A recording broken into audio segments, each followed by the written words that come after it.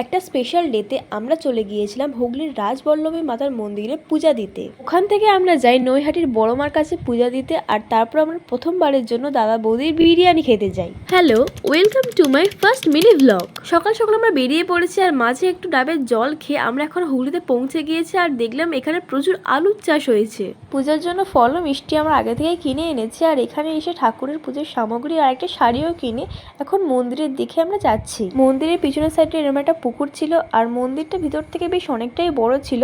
মূল যে মন্দিরটা ছিল তার পাশে অনেক ছোট ছোট মন্দির ছিল। আমরা এসে আগে চারপাশটা ঘুরে দেখছিলাম, আর ভিড় বেশ অনেকটাই ছিল। অনেক নবদম্পতিকেই দেখলাম যে এসে মায়ের কাছে প্রণাম করে তারপরে তারা যাচ্ছে।